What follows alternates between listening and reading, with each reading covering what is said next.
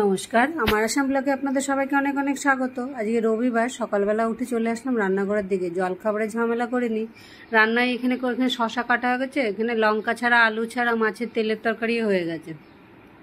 এবার আমাদেরগুলো ঠিক করেছি মাছের তেল আলু বেগুন দিয়ে আমার আর উমার জন্য করব, আর এদিকে মাছের ঝোল করব।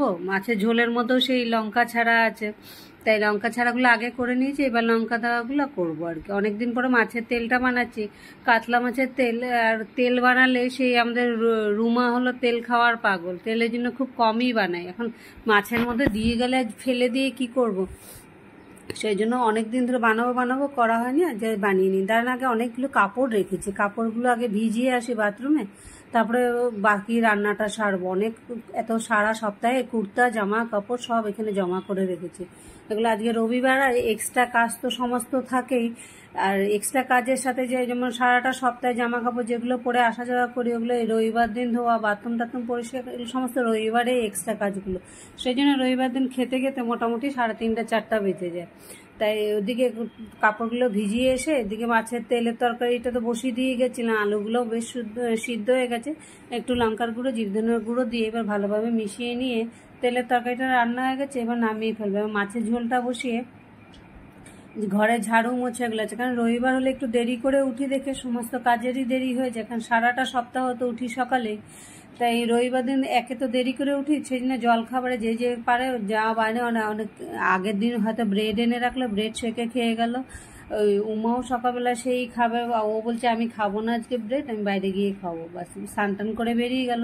তাই আমি আর আমার মতো সেরকম কিছু করিনি, যেটা ছিল সেটাই জল খাবারে সেরে এবার রান্নাগুলো সেরে নিয়ে রোজকার মতো বেরিয়ে পড়ো। ঘর ঝাড়ু মোছা সমস্তই পড়ে আছে।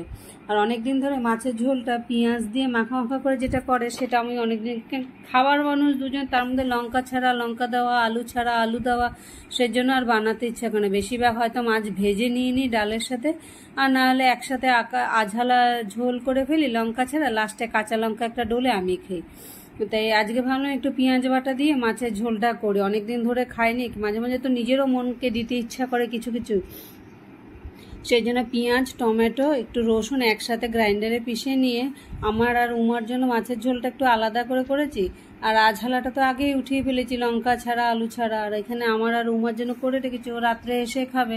ঝোলে কালারটা কিন্তু খুব দুর্দান্ত হয়েছে, আর এত সুন্দর গন্ধ ছাড়ছে পেঁয়াজের। একটা পেঁয়াজ দিলেই যেন রান্নার তরকারিগুলো আলাদা হয়ে যায়। এবার স্নান করে এসে গুছিয়ে নিয়ে নিজের থালাটা বসে, সারা জীবনে জিন্দিগিতে কোনো দিন এইভাবে করে থালা গুছিয়ে নিয়ে খাইনি। এখন এই ইউটিউবের পাল্লায় পড়ে যাই হোক, নিজের থালাটা তো গুছানো হচ্ছে, এটাতে আমি অনেক ধন্যবাদ দিই যে নিজের জন্য নিজের ভাত খাওয়া থালাটাকে গুছিয়ে নিচ্ছে। কতদিন তো রান্নাঘরে দাঁড়িয়ে দাঁড়িয়ে মানে জীবনের আধাটা রান্নাঘরে দাঁড়িয়ে ঢাকনার মধ্যে গামলার মধ্যে নিয়ে খেয়ে দিয়ে পার করেছি। বিকালবেলা চা আর ব্রেড টোস্ট দিয়ে খেয়ে সারাটা দিন এইভাবে পার করলাম।